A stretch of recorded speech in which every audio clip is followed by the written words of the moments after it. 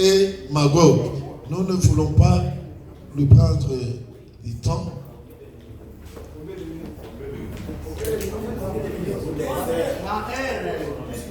Bon.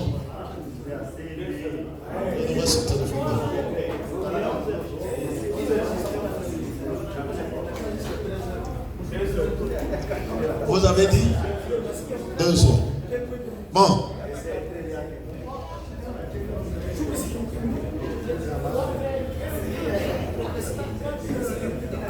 On lui donne 2 heures.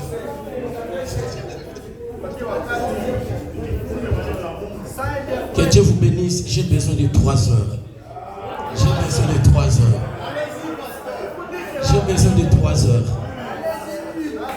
C'est soit qu'on veut étudier le sujet, soit qu'on ne veut pas l'étudier. Si nous voulons l'étudier, nous lui donnons du temps. Encore que,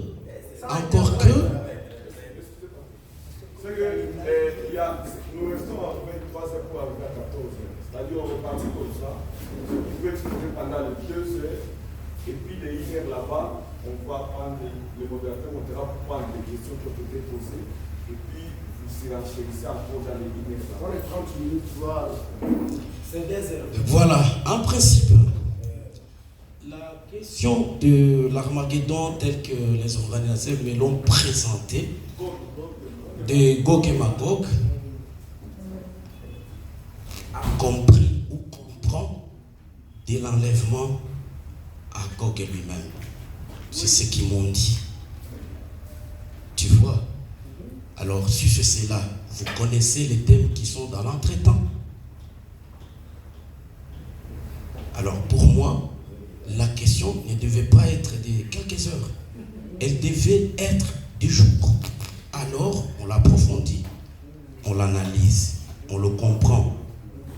Mais, ce que je suis appelé à faire là, c'est juste un survol. Mais comme le survol lui-même porte sur beaucoup de sous-points, il est évident qu'il doit prendre du temps. Oui. C'est ça. Voilà. Que le Seigneur vous bénisse. Nous allons lire la Bible. Nous allons lire la Bible.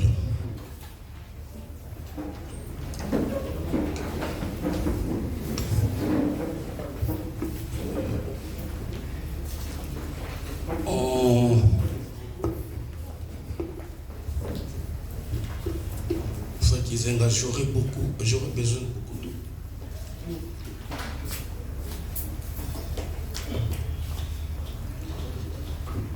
Nous allons lire la Bible. Nous lisons dans Ézéchiel 38, à partir du verset 1er. On va juste lire quelque chose là-dedans. Et comme nous sommes serviteurs de Dieu, il nous sera important de lire tout le chapitre d'Ézéchiel 38 et tout le chapitre d'Ézéchiel 39. Parce que c'est là que la question de Gog et Magog est évoquée. C'est là que ça se trouve situé dans la Bible. Alors lisons au nom du Seigneur. Ézéchiel 38. La parole de l'Éternel me fut adressée en ces mots. Fils de l'homme, tourne ta face vers Gog au pays de Magog, vers le prince du Roche, de Méchec et de Tubal, et prophétise contre lui. Tu diras, ainsi parle le Seigneur l'Éternel, voici j'en veux à toi, Gog, prince des roches, des Méchec et des Tubal. Amen. Nous allons prier. Dieu Tout-Puissant, merci beaucoup pour cette occasion que tu nous donnes de pouvoir étudier ta parole. Nous, ici, tous ensemble, en tant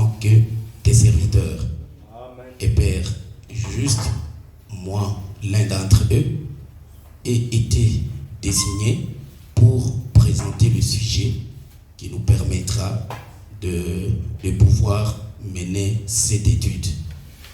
Ainsi donc, nous avons besoin que tu nous conduises et que tu nous éclaires au nom de Jésus-Christ. Amen. Amen. Que Dieu vous bénisse.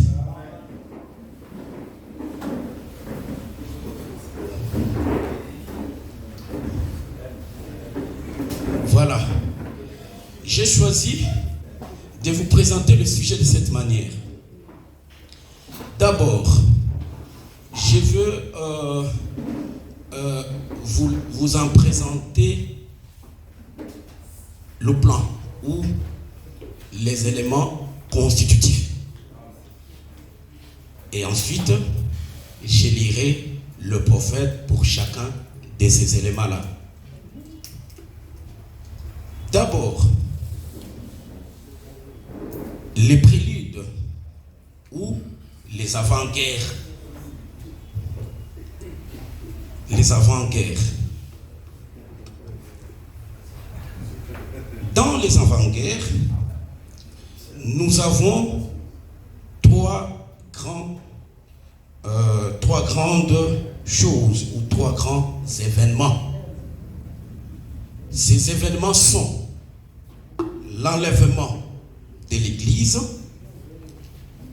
la guerre de l'Armageddon et le millénium. On ne peut pas parler de Gog et Magog, ou disons Gog et Magog, cette guerre ne peut avoir lieu que si les trois événements ont eu lieu d'abord. L'enlèvement, l'Armageddon ou la guerre de l'Armageddon et le millénium. Voilà. Et Gog et Magog. Cette guerre de Gog et Magog se déroule sous les yeux de l'épouse de Christ qui est sur la terre, finissant le règne de 1000 ans sur terre. C'est des éléments à noter qui font partie de ceci. Donc la guerre de Gog et Magog se déroule sous les yeux de l'épouse de Christ qui est sur terre, finissant le règne de 1000 ans sur terre. En effet, dans la vision de Patmos, Jean représentait l'Église, laquelle Église est enlevée au chapitre 4 de l'Apocalypse, pour revenir sur la terre au chapitre 6 de l'Apocalypse, lequel chapitre 6 est égal au chapitre 10 concernant la révélation des sceaux. Amen. Les sceaux dans la Bible sont ouverts au chapitre 6 de l'Apocalypse.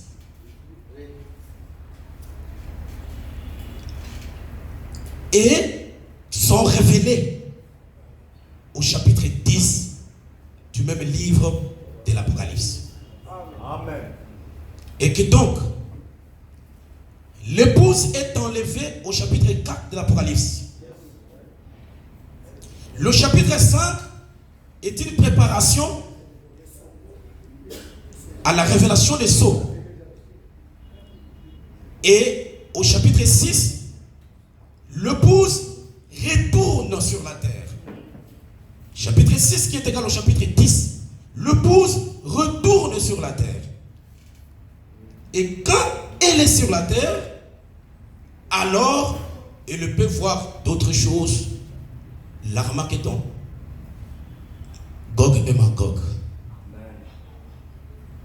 Que Dieu vous bénisse. Amen. Introduction.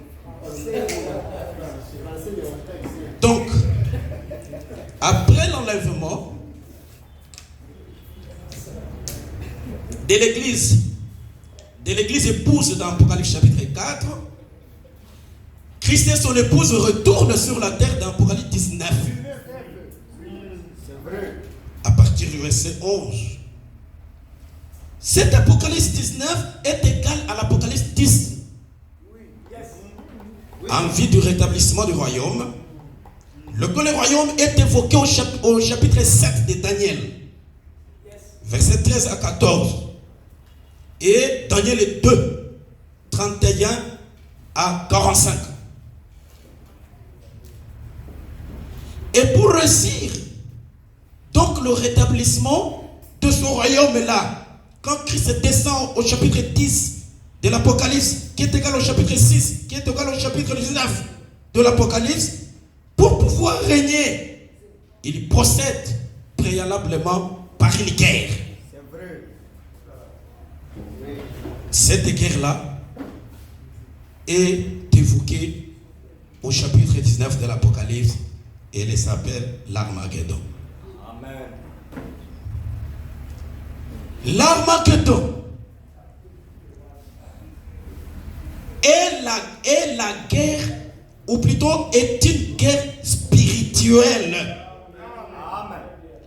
C'est une guerre spirituelle de Michael, qui est Dieu incarné dans William Branham, lequel Michael, Dieu incarné dans William Branham, monte un cheval blanc qui est la parole. Et derrière lui, il est accompagné par les élus avant la fondation du monde. Et il mène donc cette guerre contre Lucifer, Satan incarné dans le pape de Rome. Et derrière ce Satan incarné dans le pape de Rome monte un cheval de couleur pâle, qui est un rassemblement de puissances politiques, de la puissance religieuse et de la puissance spirituelle. Et derrière le pape Satan incarné se trouvent des catholiques, des protestants, des judaïques, le conseil économique des églises. C'est ça la guerre de l'Armageddon. Cette guerre-là, son début est déclaré dans Apocalypse 16, verset 13 à 14 et le verset 16. Ce début-là consiste par le fait que le dragon crache 3 esprits impurs semblables à des grenouilles qui se répandent alors dans le monde entier pour rassembler les gens en vue de la guerre de l'Armageddon. Ces esprits impurs qui sortent du dragon, qui est Rome, représenté par le pape, ces esprits impurs sont la Vierge folle ou la confédération des églises. 1. 2. Le judaïsme. 3. Le catholicisme. Voilà les 3 esprits qui rassemblent les gens pour faire la guerre de l'Armageddon. Alors il n'y a rien d'armes à feu, ou d'armes nucléaires, ou encore d'armes naturelles.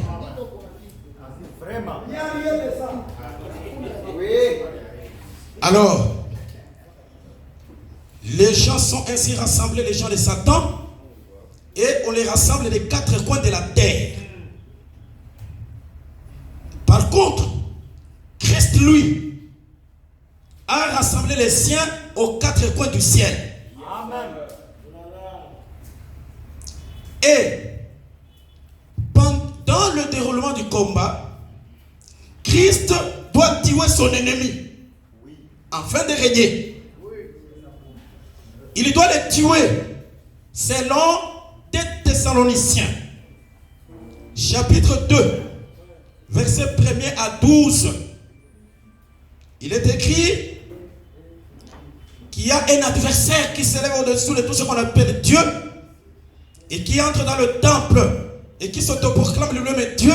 Mais cet adversaire-là, le Seigneur l'écrasera par le souffle de sa bouche et l'éclat de sa venue. Alors, cet adversaire-là, Christ l'écrase par quelle arme? Par l'arme fabriquée par des païens, russes ou américains soient-ils. Christ n'utilise pas des armes mécaniques ou électroniques ou atomiques. Christ n'a qu'une seule arme. Depuis le jardin d'Éden jusqu'à la fin. Vous fabriquez une autre arme, vous avez menti pour le Seigneur. Vous avez menti contre lui. Il n'a qu'une seule arme. Cette arme-là, c'est la parole. Et donc il tue son ennemi par la parole. L'épée sortant de sa bouche, la parole est révélée. La parole révélée ne pouvait donc sortir pour aujourd'hui que de William Branham.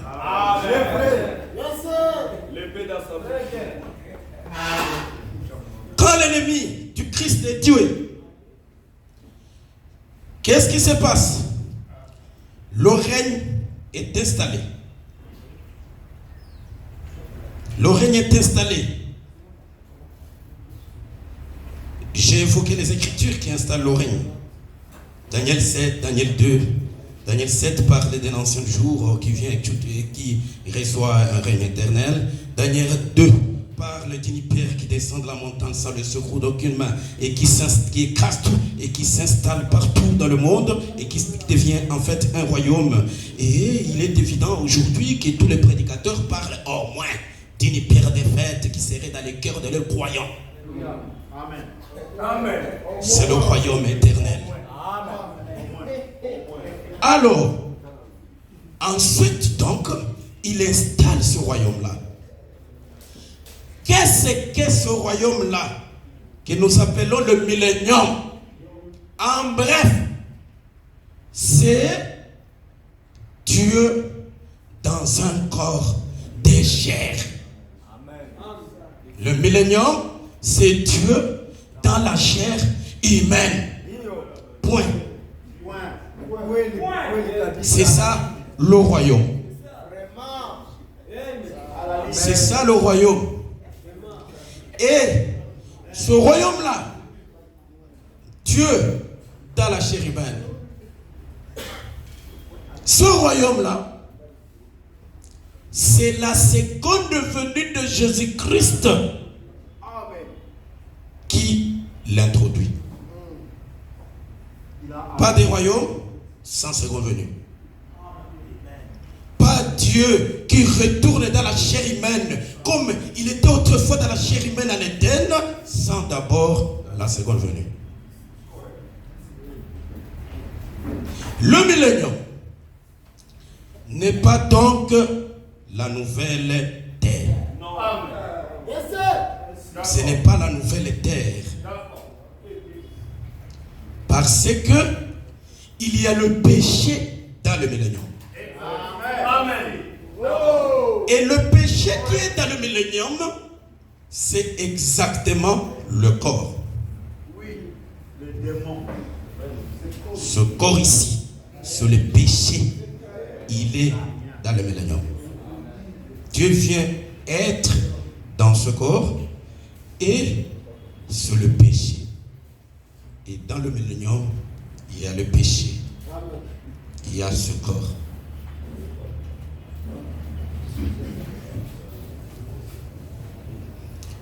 Voilà. Pendant que Dieu est dans la chair humaine, pendant que Dieu est dans son peuple, alors une guerre éclate. Cette fois-ci, une guerre des armes entre les êtres humains eux-mêmes. C'est cette guerre-là que nous appelons Gog et Magog. Et que nous trouvons dans Ézéchiel 38, 1 à 22 et 39, 1 à 29.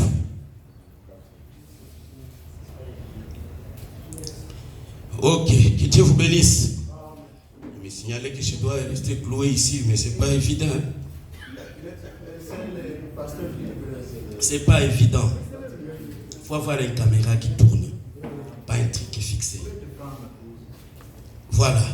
Que Dieu vous bénisse. La guerre de Gog et de Magog, c'est quoi? C'est la guerre de la Russie contre Israël, dans laquelle viennent se mêler les Occidentaux derrière Israël et les Orientaux derrière la Russie. Et automatiquement, ça devient la troisième guerre mondiale qui doit mettre fin à ce monde. C'est ça la guerre de l'Armageddon. C'est la guerre entre les Russes et les Israéliens, ou la Russie et Israël. Derrière Israël, il y a les Occidentaux. Derrière la Russie, il y a les Orientaux. En effet, Fabanam a parlé de trois rideaux de puissance économique qui domine le monde. Nous avons le rideau de fer qui est la Russie, le rideau de bambou qui est la Chine, et le rideau de pourpre qui est Rome, installé aux États-Unis.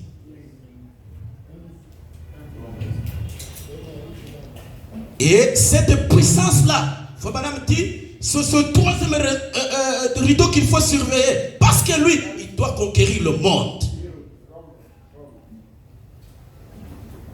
Il doit conquérir le monde. Rome, par les États-Unis. Vous savez vous-même, Apocalypse 13, la bête avait donné son pouvoir à une autre petite bête. Cette petite bête parlait sous l'autorité de la grande bête. Ça veut dire dans le pouvoir de la grande bête. Et là, Rome s'assoit sur le trône aux États-Unis pour tout commander, et il doit être vêtu des pourpres ou des violets. Alors, c'est comme ça que ça se passe. Le rideau de fer et de bambou se mettent ensemble. Le rideau de pourpre, lui, a le monde entier. Maintenant, c'est ça la guerre.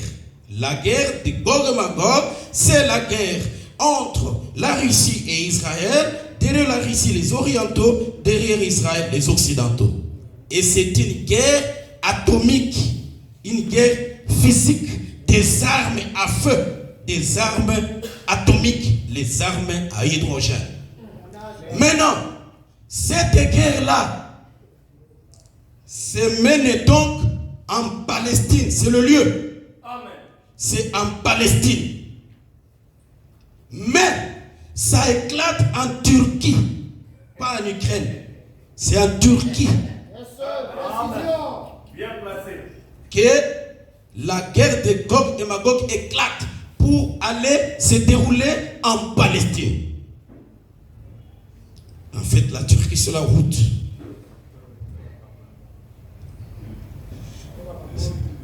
Gog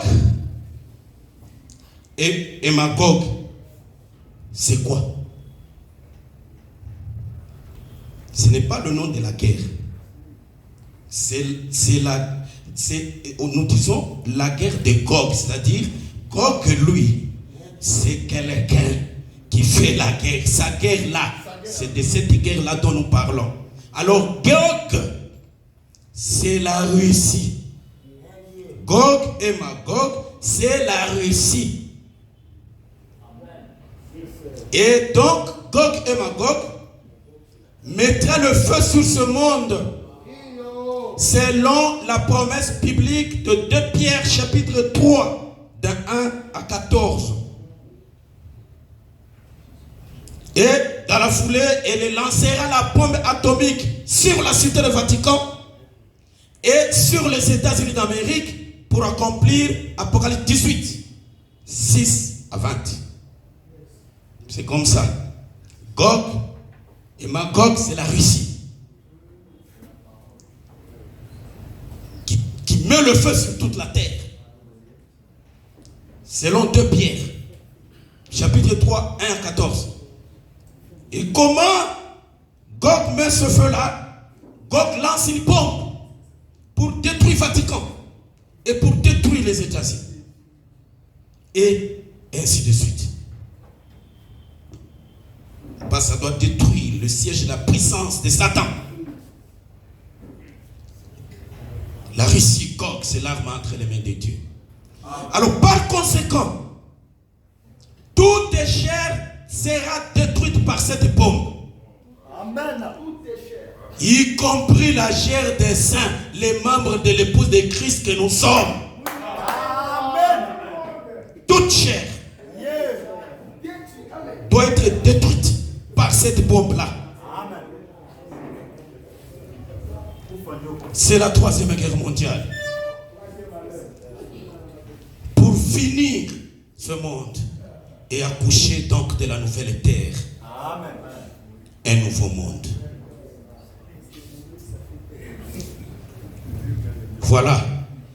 C'est de tout ça dont je veux parler. On peut commencer à lire le prophète. Amen.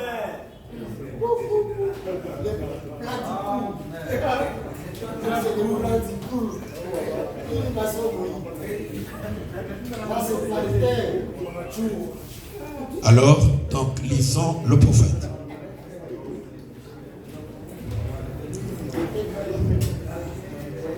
Lisons le prophète. Apocalypse chapitre 4, Apocalypse chapitre 4, plutôt Apocalypse chapitre 5, deuxième partie. Apocalypse chapitre 5, deuxième partie. C'est un message prêché le 18 juin 61.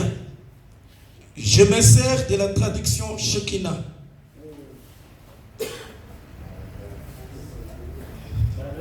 Paragraphe 79. Frère me dit, maintenant, nous voyons donc au commencement du chapitre, nous voyons que le chapitre 5 n'est qu'un trait d'union. C'est une attache de diamant qui relie la dernière partie de l'âge de l'Église au chapitre 3. Le chapitre 4 nous dit que Jean fut enlevé au ciel et le chapitre 5 est une préparation.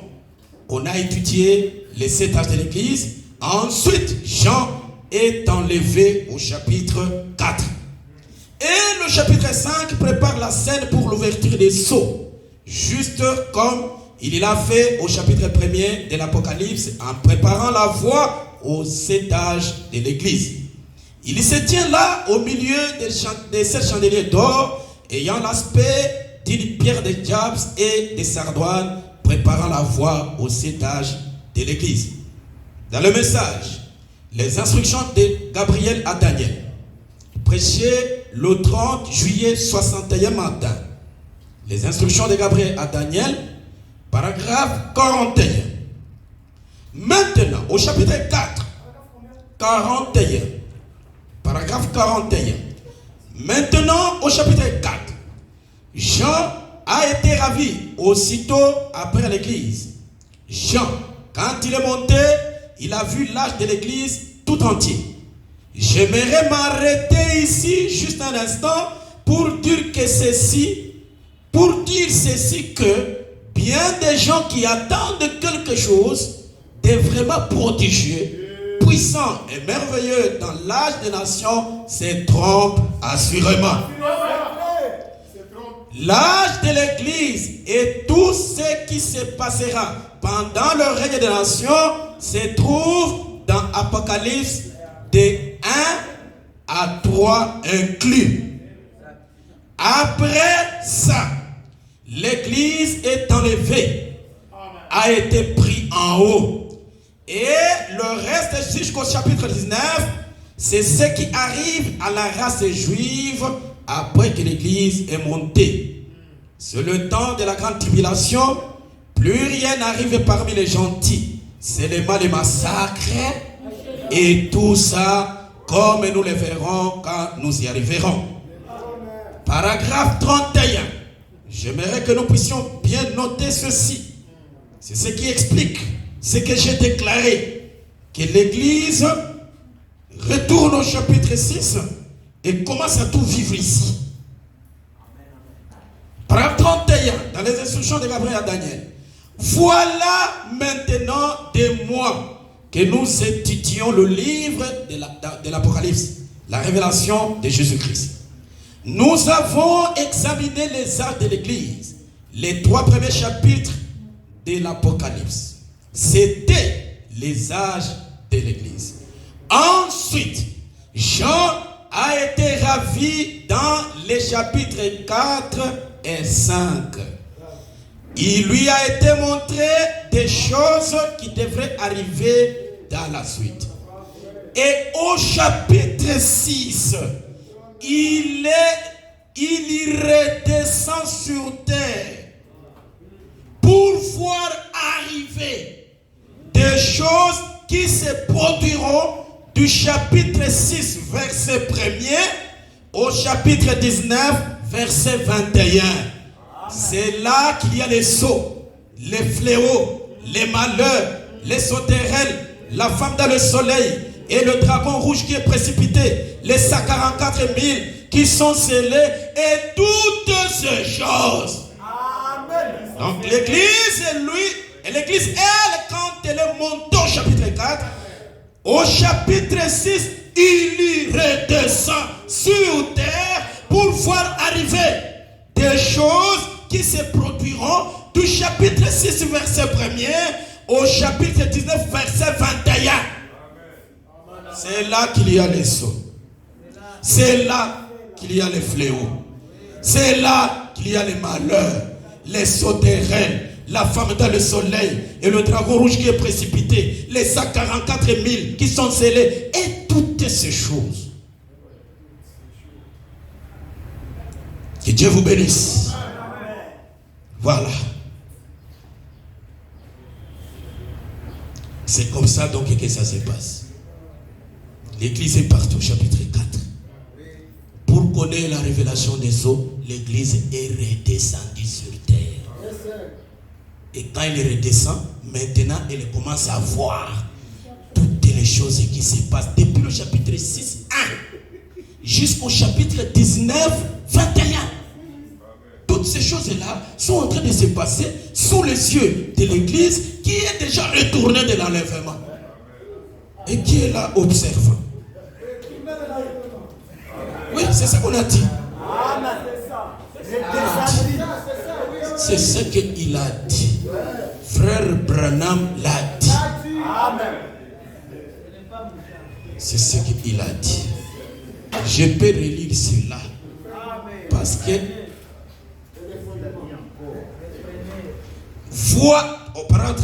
voilà maintenant des mois que nous étudions le livre de l'Apocalypse, la révélation de Jésus-Christ.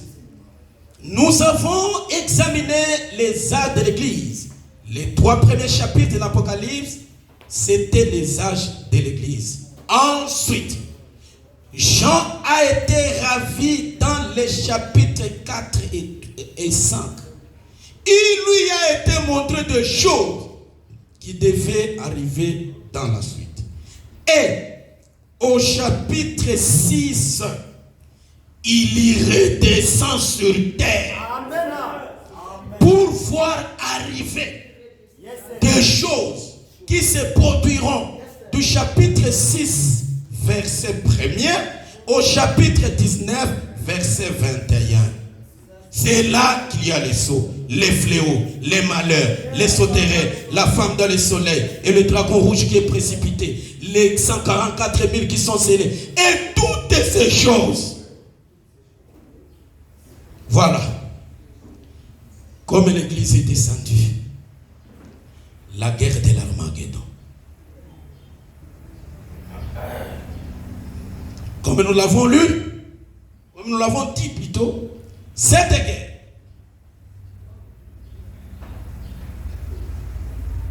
c'est la guerre entre Michael, qui est Dieu incarné dans Branham, et derrière lui, les saints, les élus avant la fondation du monde. Alors, voilà là, c'est ça. Et de l'autre côté, il y a Lucifer, Satan, incarné dans le pape des Roms. Derrière lui, toutes ces dénominations. Et le judaïsme y compris. Et il y a une confrontation.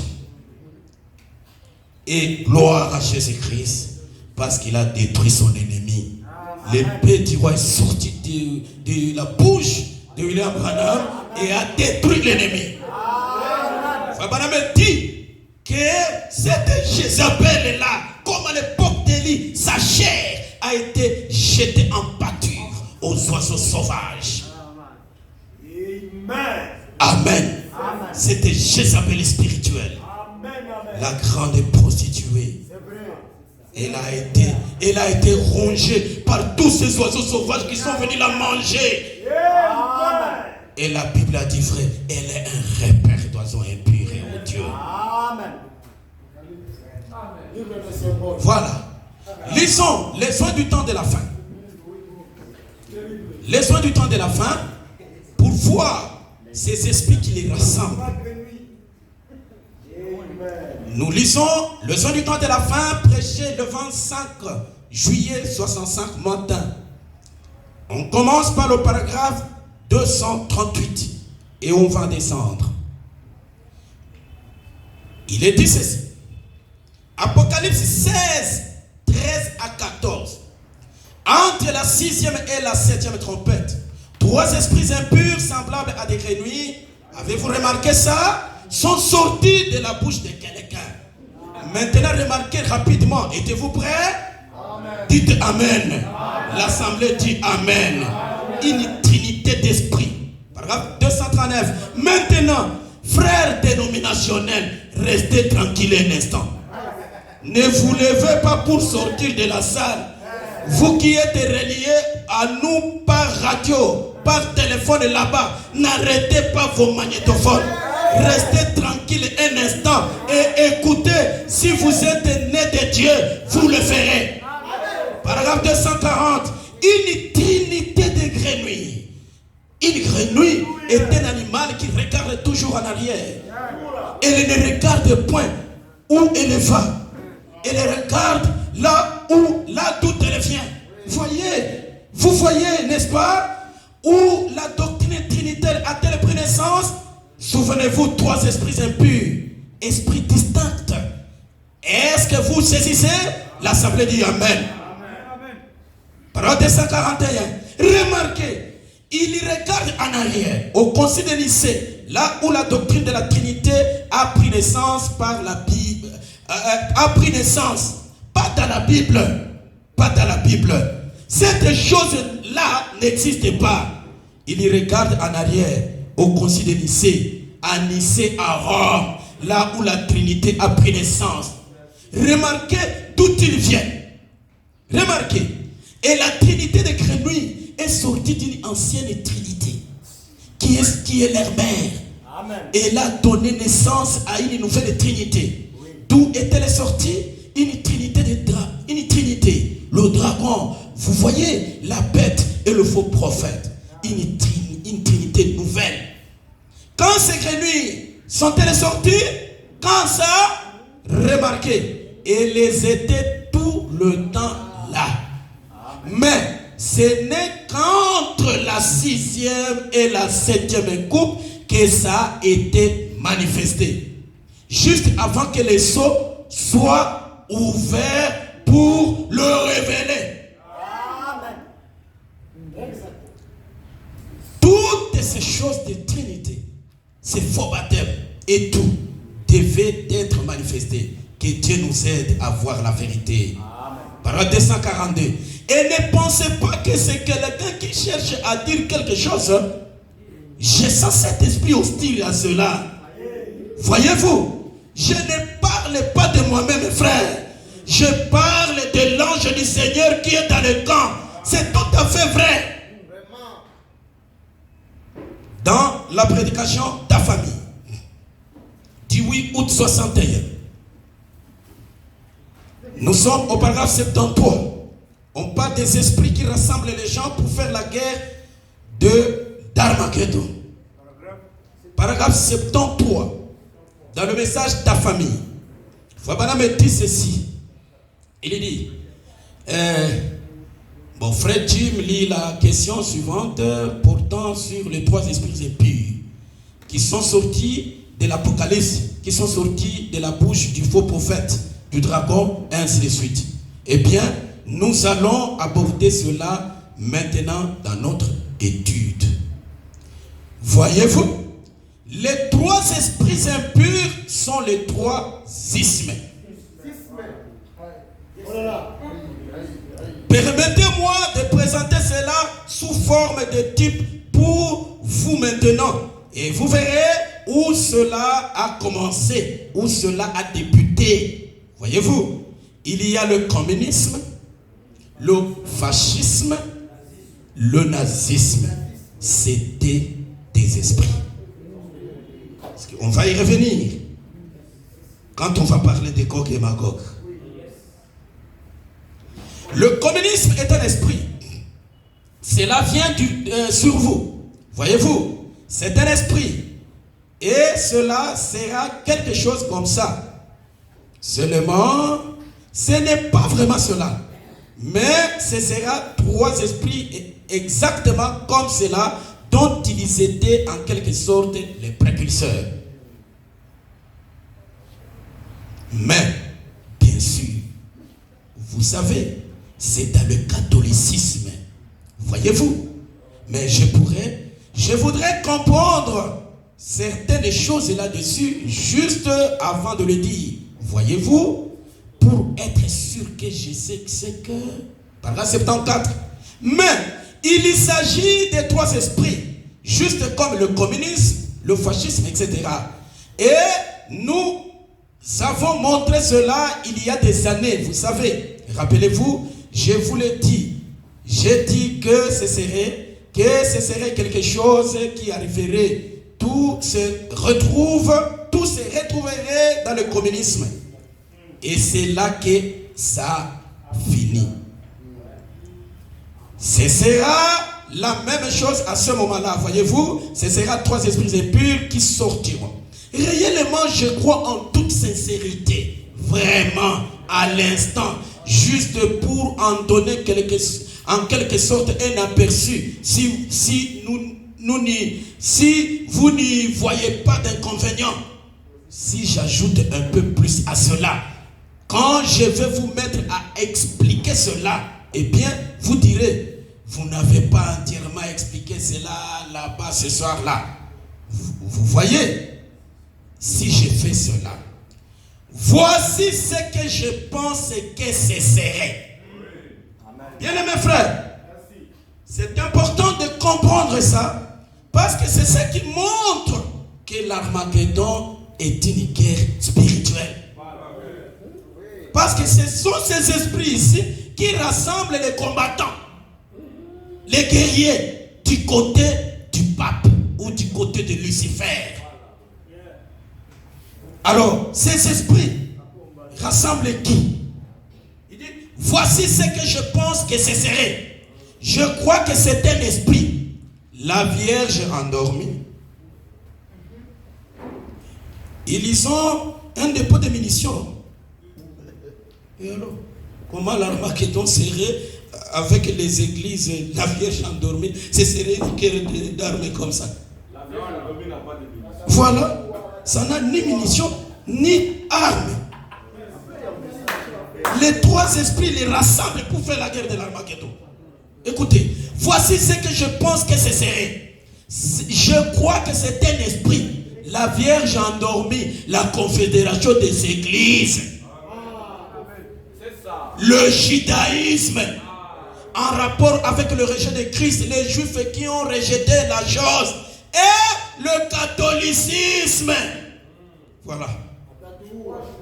Voilà les combattants pour pour la guerre de l'Armageddon. On continue. Hein, c'est eux, les militaires. Les trois esprits les rassemblent. En effet, vous voyez d'où cela sort? Cela sort du faux prophète. Voyez-vous, de la bouche du faux prophète qui était la papauté de la bête. Voyez-vous? Et l'endroit d'où tout cela vient. Vous voyez où se trouve le fondement. Et ce sont les esprits, et ce sont les trois esprits impurs qui entraînent le monde entier à l'Armageddon. Vous voyez-vous? Et ce sont ces trois esprits impurs. Alors, vous associez directement cela avec les trois malheurs. Amen.